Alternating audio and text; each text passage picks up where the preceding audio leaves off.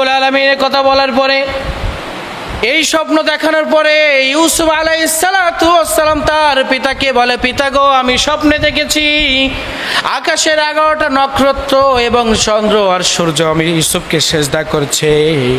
এই কথা বলার পরে তার পিতা বলে, ও আমার সন্তান, খবরদার খবরদার, এই স্বপ্নের কথা তুমি তোমার ভাইয়াদের কাছে বলো না। যদি তুমি তোমার ভাইয়াদের কাছে স্বপ্নের ব্যাখ্যা করো, স্বপ্নের কথা বলো, তোমার ভাইয়েরা তোমার বিরুদ্ধে ষড়যন্ত্র শুরু করে দিবে। তুমি ধৈর্য ধারণ করো সেই সময়ের জন্য, যেই সময় আল্লাহ রাব্বুল আলামিন তোমাকে নবুয়ত দান করবেন আর স্বপ্নের ব্যাখ্যা সুন্দর করে বলে দেবেন। খবরদার খবরদার, তুমি সেই সময়ের জন্য অপেক্ষা করে থাকো। ইউসুফ আলাইহিস সালাতু ওয়াস সালাম তখন ছোট মানুষ, ছোট একজন, ভাইদের ভিতর সব থেকে ছোট ভাই হচ্ছে ইউসুফ। তিনি ধৈর্য ধারণ করে থাকলেন আর আল্লাহ রাব্বুল আলামিনের প্রতি সবর করলেন, তার পিতাকে মান্য করলেন, তার পিতার কথাগুলো শুনলেন। এরপরে তার ভাইয়েরা কি করলো জানেন? তার ভাইয়েরা বলতেছে, ও আমার ভাইয়েরা, চলো আমরা এক জায়গায় বসে একটা মিটিং করি, একটা প্রোগ্রাম করি। তারা বসে মিটিং করা শুরু করলো। তার 10 ভাই এক জায়গায় বসে ইউসুফ নবীর বিরুদ্ধে ষড়যন্ত্র শুরু করে দিল। কি করে দিল? ষড়যন্ত্র শুরু করে দিল। তারা 10 ভাই এক জায়গায় চলে গেলেন, এক জায়গায় বসে থাকলেন। বসে থাকার পরে 10 ভাইয়ের ভিতরে একজন এক এক রকম কথা বলে। আর 10 ভাইয়ের ভিতর হঠাৎ করে একজন ভাই বলে উঠল, ক্বালা কাইলুম মিনহুম লা তাকতুলু ইউসুফা ওয়া আলকুহু ফি গায়াবাতিল জুব্বি ইয়ালতাকিতুহু বা'দুস সাইয়্যারাতি ইন কুনতুম ফাইলিন।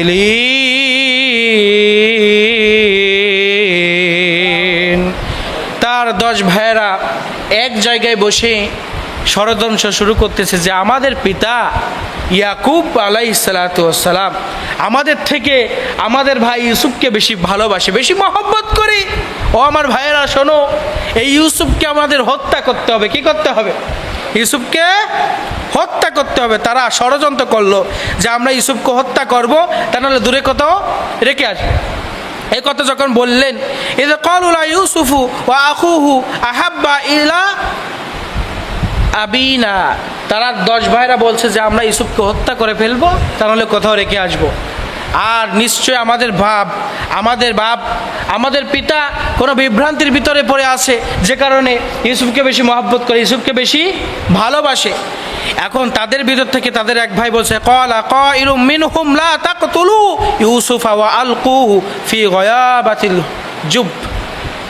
তাদের ভিতর থেকে এক ভাই বলছে যে, ও আমার ভাইয়েরা, হত্যা করো না ইউসুফকে, কারণ সে তো আমাদের ভাই, হাজার হলে তো আমাদের ভাই, তাকে হত্যা করা যাবে না। তাকে কেউ হত্যা করো না, তাকে চলো আমরা দূরে কোথাও কোনো কূপের ভিতরে ফেলে আসি, দূরে কোথাও কোনো কূপের ভিতরে ফেলে আসি, আর সেখানে আমরা ফেলে আসব। তাহলে ওই পথ দিয়ে যখন কিছু কাফেলা যাবে, ওই কাফেলারা ইউসুফকে উঠিয়ে নিয়ে হয়তো বিক্রি করে দেবে দাসদাসী হিসেবে। তৎকালীন সময় কিন্তু দাসদাসী কেনা বেচা হতো। এখন তারা এইটা ভালো লাগলো তাদের কাছে, তারা হত্যা করা বিরত থেকে, কারণ তারা বলছে হত্যা করা মহাপাপ, এজন্য হত্যা করা থেকে বিরত থাকি আর ইউসুফকে কূপের ভিতর ফেলে দিই।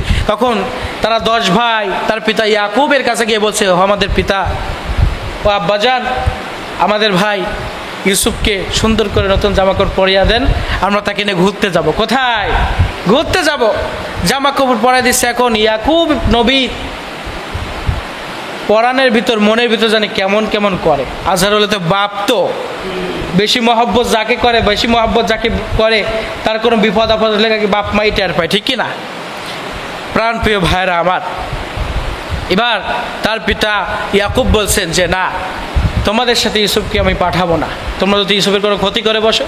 তারা বলছে যে, হে আমাদের পিতা, আপনি কি আমাদের প্রতি কোনো ভরসা করেন না? আমরা তো শুভাকাঙ্ক্ষী ইউসুফের জন্য, আমরা ইউসুফকে অত্যন্ত ভালোবাসি, মহব্বত করি, আমরা তো তার ভাই। এক পর্যায়ে ইউসুফকে নিয়ে যাওয়া হলো।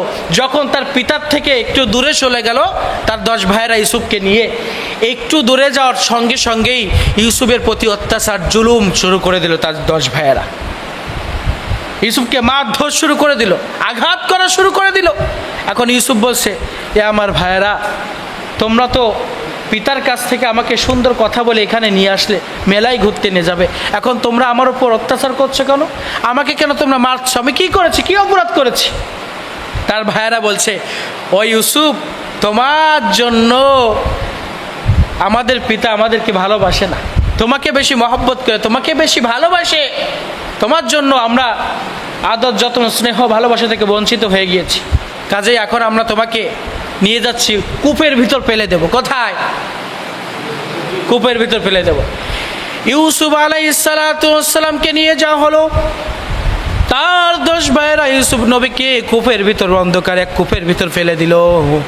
ওই কূপের ভিতর ফেলে দিয়ে তারা আশাআশি করতে লাগলো, আর বললো, এই কূপের ভিতর তুমি থাকো ইউসুফ, যখন এই পথ দিয়ে যখন কাফেলারা যাবে, ওই কাফেলারা তোমাকে উঠিয়ে নিয়ে মিশরে বিক্রি করে দিবে।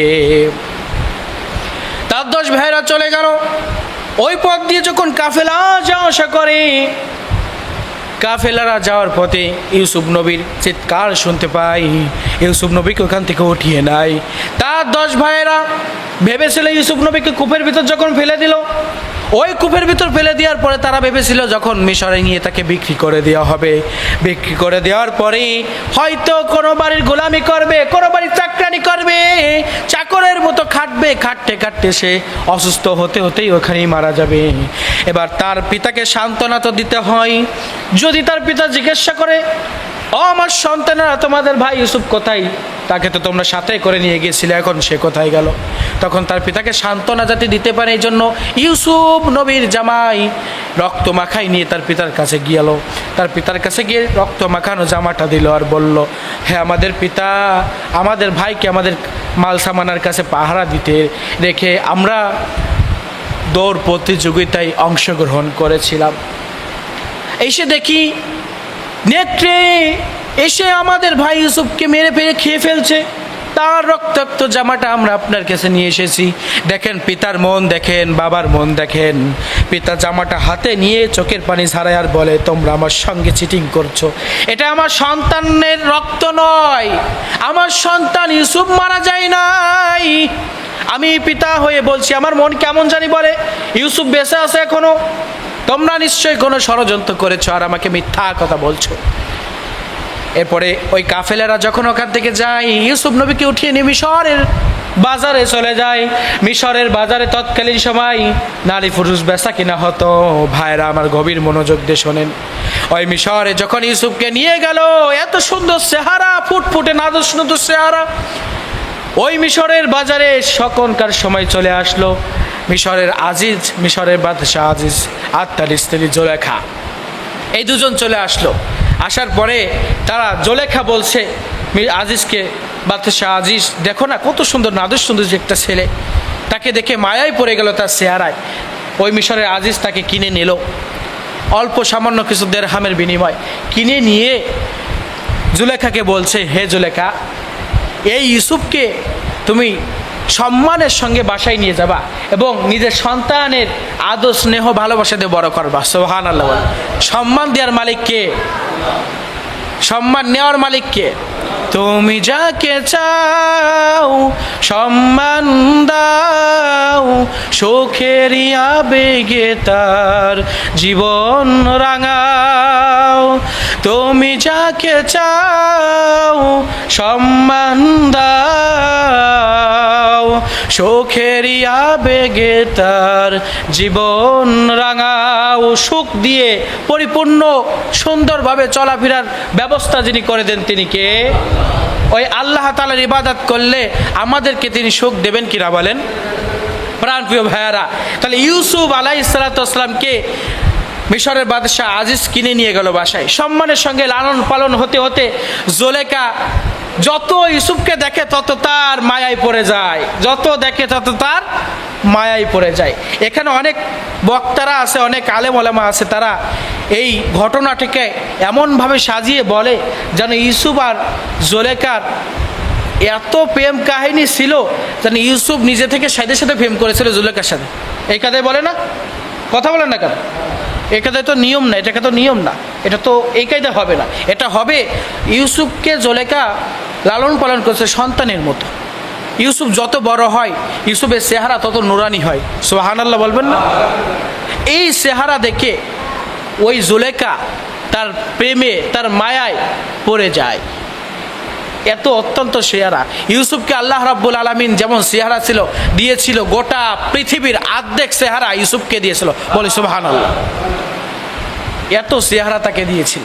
এক পর্যায়ে ইউসুফ নবী যখন যুবকে পরিণত হলো, ইউসুফ নবী যখন সৌন্দর্যে পরিণত হলো, নবুয়ত প্রাপ্ত তখন হলো, আল্লাহ রাব্বুল আলামিন নবী ইউসুফকে তখন নবুয়ত প্রাপ্ত করলেন, যুবকে পরিণত করে দিলেন। ওই সময়টাই জুলেখা তার প্রেমে আবদ্ধ হয়ে তার প্রেমে পড়ে গেল। জুলেখা তখন ইউসুফ নবীকে তার দাসীর মাধ্যমে কুপ্রস্তাব দিল। কি দিল? তার দাসীর মাধ্যমে কুপ্রস্তাব দিল আর বলল, ও আমার দাসী ইউসুফকে যে কায়দায় হোক, আমার যে কক্ষ আছে, আমার যে ব্যক্তিগত ঘর আছে, এই ঘরের ভিতরে ইউসুফকে এনে দিতে হবে। তার দাসী এই কুপ্রস্তাব মেনে নিয়ে ইউসুফের কাছে গেল। ইউসুফকে জুলেখার সে 7টা দরজা বন্দিত ঘরে নিয়ে গেল। কয়টা দরজা? জুলেখা যে ব্যক্তিগত স্পেশাল রুম ছিল, এখানে কয়টি দরজা ছিল? 7টি দরজা ছিল। এই 7টি দরজা খুলে দিল ইউসুফের জন্য জুলেখা। আর জুলেখাও রূপে গুণে ভরা, তাকেও আল্লাহ রাব্বুল আলামিন রূপ দিয়ে গুণ দিয়ে পরিপূর্ণ করে দিয়েছিল। আর ইউসুফ আলাইহিস সালামকেও রূপ গুণ চেহারা ব্যবহার চরিত্র পরিপূর্ণ দিয়েছিল। বলি সুবহানাল্লাহ। যখন ইউসুফ আলাইহিস সালাম প্রাপ্তবয়স্ক হলো, যুবকে পরিণত হলো, নবুয়ত প্রাপ্ত হলো, জুলেখা দেখে আর যৌবনের ধারা সামলে রাখতে পারলো না। এই জুলেখা তখন ইউসুফকে কুপ্রস্তাব দেওয়া শুরু করলো। কি করলো? তার ওই কক্ষে নিয়ে গেল, 7টি দরজা যে কক্ষ, ব্যক্তিগত স্পেশাল রুম, ওখানে নিয়ে গেল। তার দাসীর মাধ্যমে নিয়ে যাওয়ার পরে জুলেখা তাকে কুপ্রস্তাব দেয়। কি দেয়? কথা বলেন, কি দেয়? কুপ্রস্তাব দেয়। এই জুলেখা নবী ইউসুফকে কুপ্রস্তাব দেয় আর বলে, ও ইউসুফ, তুমি কি জানো না, ছোটবেলা থেকে তোমাকে লালন পালন করতে করতে আমি আমার যৌবনের ধারা ধরে রাখতে রাখতে এখন আর পারি না। এখন আমি জুলেখার মনস্কামনা তোমাকে দিয়ে আমি পূরণ করব।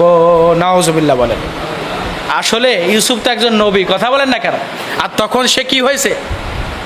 নবুয়ত প্রাপ্ত হয়েছে, নবীতে পরিণত হয়েছে। তখন আল্লাহ রাব্বুল আলামিন তখন তাকে নবুয়ত প্রাপ্ত করেছে, ওহী নাজিল করেছেন তখন তার উপর। প্রাণপ্রিয় ভাইরা আমার, গভীর মনোযোগ, এখানে কিছু পয়েন্ট আছে বোঝার জন্য, বুঝতে পারলে উপকার।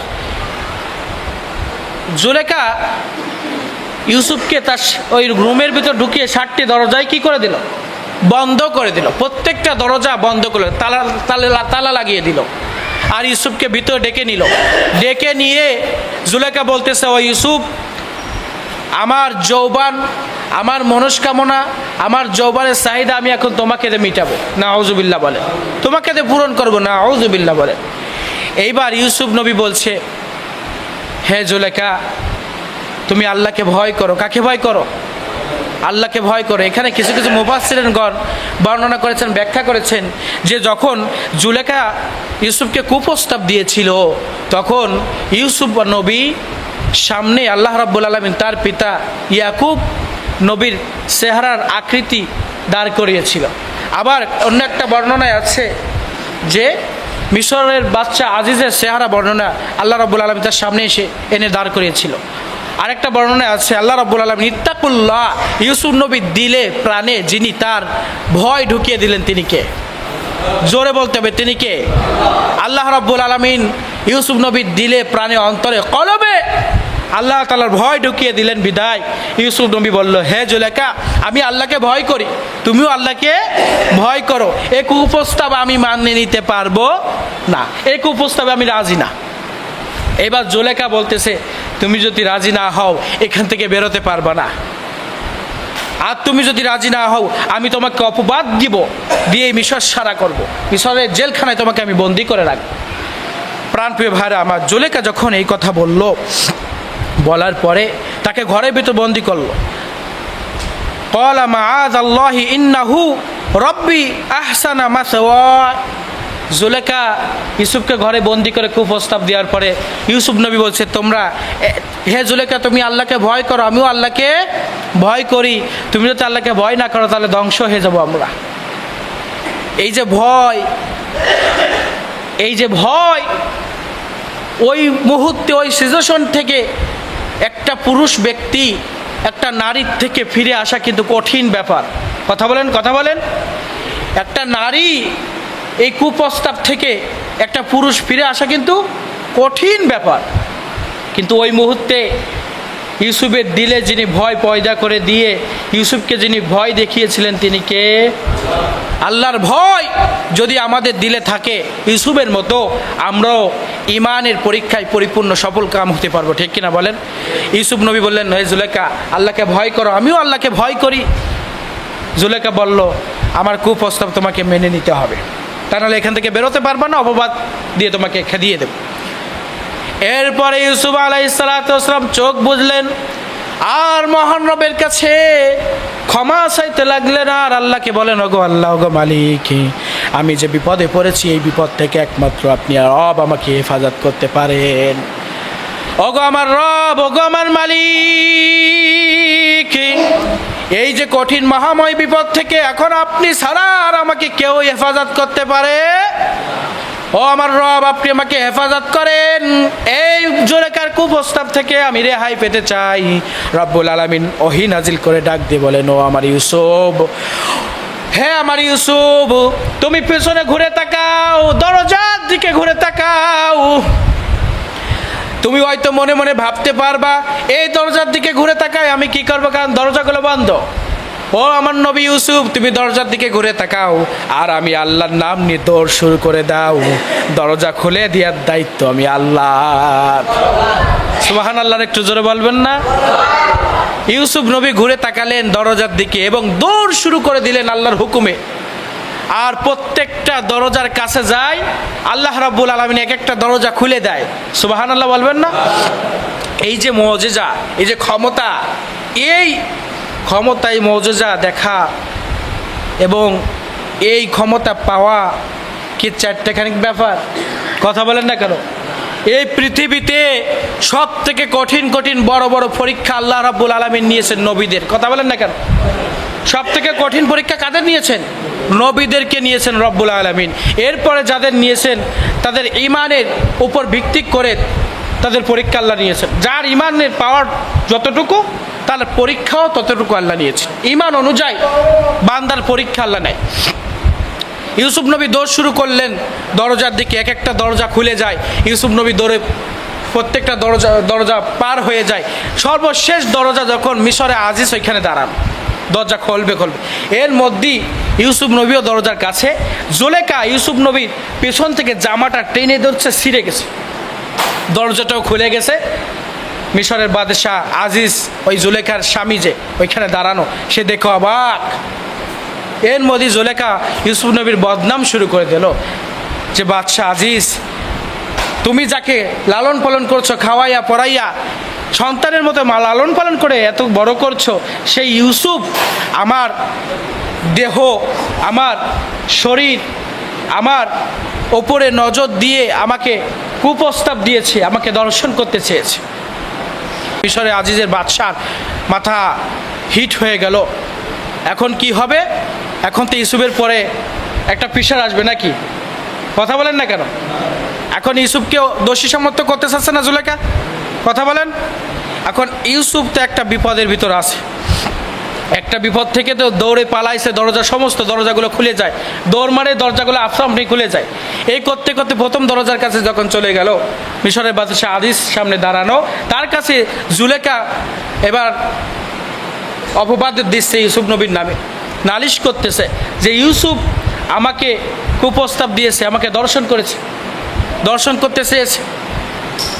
এই কথা যখন বলল, ইউসুফ নবীর চোখ বেয়ে বেয়ে পানি টপ টপ করে পড়ে। ইউসুফ নবী বলে, বাদশাহ না, আপনি তোমাকে চিনেন, আমি এই কাজ করতে পারি না। বাদশাহ মনে মনে ভাবতেছে, ইউসুফ তো কখনো এরকম ছেলে না, তাকে এতকাল পেলে আসছি, আমি তাকে চিনি তো, তার চেহারা এগুলো বলতেছে না, নিশ্চয় কোনো চক্রান্ত ষড়যন্ত্র এখানে আছে। এখন ইউসুফ নবী কী করবে? এখন আল্লাহ রাব্বুল আলামিন ওহী নাজিল করে দিল। রাব্বুল আলামিন বলেন, ও আমার ইউসুফ, ওই যে ছোট বাচ্চা আছে, দেখেন প্রমাণ কিভাবে দিচ্ছে আল্লাহ। ইউসুফের সাক্ষী কাকে বানাচ্ছে? আল্লাহ রাব্বুল আলামিন বলেন, ও ইউসুফ, ছোট যে বাচ্চাটা আছে কোলে, ওই বাচ্চার কাছে জিজ্ঞেস করো, তোমার সাক্ষী, তোমার প্রমাণ হলো ওই বাচ্চাটা। এই পৃথিবীতে দুইটা বাচ্চা কথা বলেছিল, কয়টা কথা বলেন?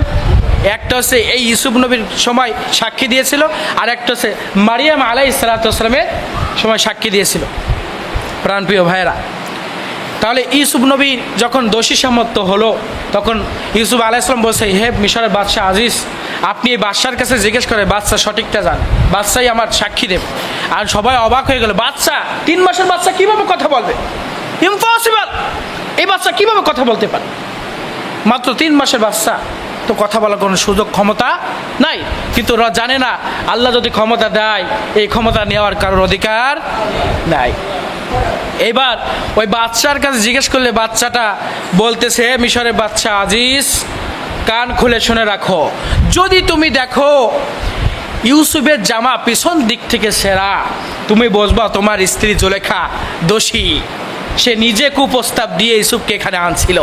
আর যদি মনে করে ইউসুফের জামা সামনের দিক থেকে সেরা, তাহলে বুঝবা ইউসুফ তোমার স্ত্রীকে কুপ্রস্তাব দিয়েছিল এবং সে এখানে তাকে আনছিল। সবাই দেখতে পেল ইউসুফের জামা কোন দিক থেকে সেরা? কথা বলেন, কোন দিক থেকে সেরা? পেছন দিক থেকে সেরা। মানে জুলেখা, ওই যে ইউসুফ ধরে পালাচ্ছে আর জুলেখা পিছন থেকে থাপা দিয়ে জামাটা ছিঁড়ে ফেলছে। এই যে প্রমাণ, সবাই অবাক। জুলেখা তখন অবাক হয়ে গেল, এই বাচ্চা কিভাবে সাক্ষী দিতে পারে। এক পর্যায়ে ইউসুফ নিরাপদ হলো, বিপদ মুক্তি হলো। ইউসুফকে যিনি বিপদ মুক্তি করলেন তিনি কে? হেফাজত যিনি করলেন তিনি কে?